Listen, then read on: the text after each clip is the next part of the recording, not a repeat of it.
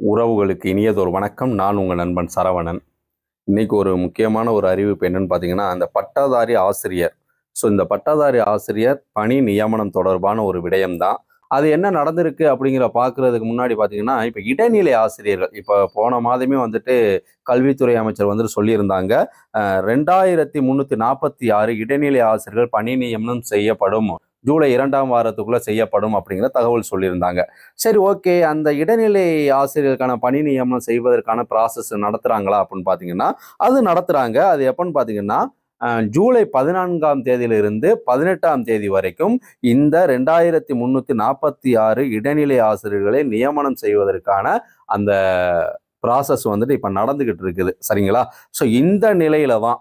ஏன்னா, அதாவது தமிழ்நாடு பள்ளிக்கல்வித்துறையில் காலியாக உள்ள பட்டதாரி ஆசிரியர்கள் நிரப்புவதற்கு வந்துட்டு ஆசிரியர் தேர்வு வாரியம் கடந்த 2023ஆம் ஆண்டு வந்துட்டு அறிவிப்புலாம் வெளியிட்டாங்க.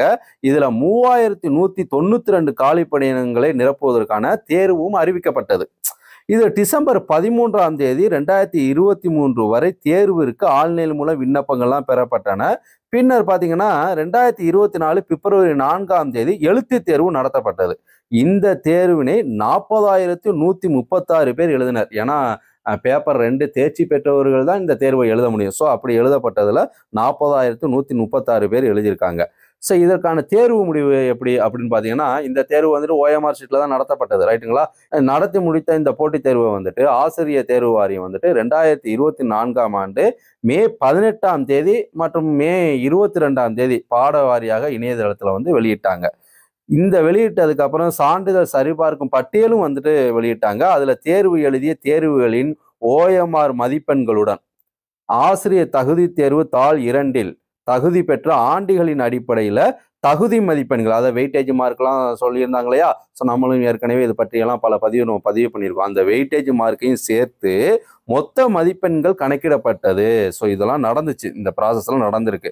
அதன் அடிப்படையில் பாடங்களுக்கு 1:1.25 என்ற விகிதாச்சாரத்தின்படி சான்றிதழ் சரிபார்ப்பிற்கான பட்டியல் தயார் செய்யப்பட்டது. இந்த ப்ராசஸும் நடந்து முடிஞ்சிருக்கு.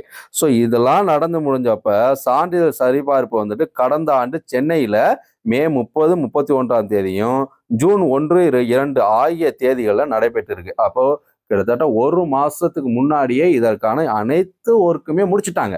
அப்ப அடுத்த ப்ராசஸ் என்ன? இந்த பணி நியமன ஆணை வழங்கணும். இதுதான்.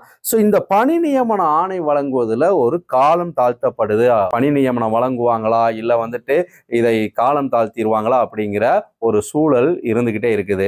இது வந்துட்டு ஏற்கனவே சொன்ன ஒரு விடயம் இருக்குது. கோர்ட்டு நடைமுறை இந்த விஷயங்கள்லாம் சொல்லிக்கிட்டு இருந்தாங்க இல்லையா? அப்படியாக எல்லாம் இப்போ வந்துட்டு இந்த ப்ராசஸ் முடிஞ்சு இப்போ வந்துட்டு சான்றிதழ் சரிபார்ப்புலாம் முடிஞ்சிருச்சுன்னா அப்ப இந்த பணியை வழங்கிட வேண்டியதானே அப்படிங்கிற இந்த கோரிக்கையை இந்த தேர்வு எழுதிட்டு வெயிட் பண்ணக்கூடியவங்க அவங்க கேட்கக்கூடிய ஒரு விடயம்தான். அவங்களுடைய பார்வையின்படி அது சரிதானே, அவங்க எதிர்பார்ப்பு அதானே. ஏன்னா எக்ஸாம் அறிவிச்சிங்க, எக்ஸாமுக்கு விண்ணப்பிச்சோம், தேர்வு எழுதணும், சான்றிதழ் சரிபார்ப்புலாம் பண்ணீங்க, எல்லாம் முடிஞ்சிருச்சு. ஒரு மாதம் ஆயிருச்சு. ஏன் இன்னும் வந்துட்டு பணி நியமனம் செய்யலை? ஏன்னா இப்போ ஜூன் முடிஞ்சு ஜூலை ஆயிருச்சு.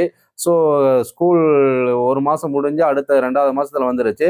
மாணவர் சேர்க்கையும் அதிகமாயிருச்சு. அப்போ ஆசிரியர் பற்றாக்குறை இருக்குது. அப்போ இந்த பணி நியமனத்தை நீங்கள் வந்துட்டு நியமனம் செஞ்சிடலாமே. ஏன்னா கிட்டத்தட்ட 3192 ஆசிரியர்கள் நியமனம் செய்ய போகிறதா சொல்லியிருந்தாங்க. இந்த 3192ங்கிறதே குறைவு. இன்னும் வேக்கன்சி இருக்குங்கிறது தான் பலருடைய கேள்வியாகவும் இருக்குது, எதிர்பார்ப்பும் இருக்குது. ஆனால் இப்போதைக்கு இந்த 3192 பேர் தான் வந்துட்டு நியமனம் செய்ய போறதா அதற்கான அறிவிப்புலாம் வெளியிடப்பட்டு அந்த ப்ராசஸ்லாம் நடந்திருக்கு. இதே போலதான் இடைநிலை ஆசிரியருக்கு 2346 பணி நியமனம் வந்துட்டு அறிவிப்பு வெளியிட்டு அந்த ப்ராசஸும் வந்துட்டு இப்ப ஜூலை 14 இருந்து 18 வரைக்கும் நடக்க இருக்குது இல்லையா? இதுலயுமே பல பேர் வந்துட்டு மன குமுறல் இருக்குது. என்னன்னா இந்த வேக்கன்சியே கம்மி, மாணவர்கள் சேர்க்கை அதிகமா இருக்குங்கிறாங்க, ஆனா வேக்கன்சி கம்மி, இன்னும் நிறைய வேக்கன்சி இருக்குது, ஏன் அந்த வேக்கன்சி எல்லாம் வந்துட்டு சேர்க்க மாட்டேங்கிறாங்க? அப்படி சேர்த்தா எங்களுக்கும் வாய்ப்பு வருமே, அப்போ ஒரு குறிப்பிட்ட வேக்கன்சியை மட்டும் வச்சு இந்த வாய்ப்பை கொடுக்குறாங்களே. அதுல ஒரு நண்பர்லாம் வந்துட்டு என்ன கும்பிடுறாங்கன்னா, நான் வந்துட்டு 3 டெட் எக்ஸாம் எழுதி 3லையுமே தேர்ச்சி பெற்றிருக்கேன். ஏன்னா மதிப்பெண் கட் ஆஃப் மதிப்பெண்ணுக்காக. ஆனா அப்போ வந்துட்டு டெட்டு தேர்வு மூலியமாக பணி நியமனம் நடந்தது இல்லையா? அதுக்காக 3 தேர்வு எழுதி 3லையுமே தேர்ச்சி பெற்றிருக்காரு. இந்த மதிப்பெண்ணை உயர்த்துவதற்காக எழுதியிருக்கிறாரு. அப்படிலாம் இருக்கக்கூடிய எங்களுக்கெல்லாம் வந்துட்டு வாய்ப்பு இல்லாம போகுது. இதனை வந்துட்டு கருத்துல கொள்ளணும் தமிழக அரசு அப்படிங்கிற அந்த வேதனையெல்லாம் வந்து ஒரு நண்பர் வந்துட்டு பதிவு செஞ்சிருந்தாங்க. இப்படி பலருக்கும் பலவித விடயங்கள்லாம் வந்துட்டு சொல்லத்தான் செய்யறாங்க.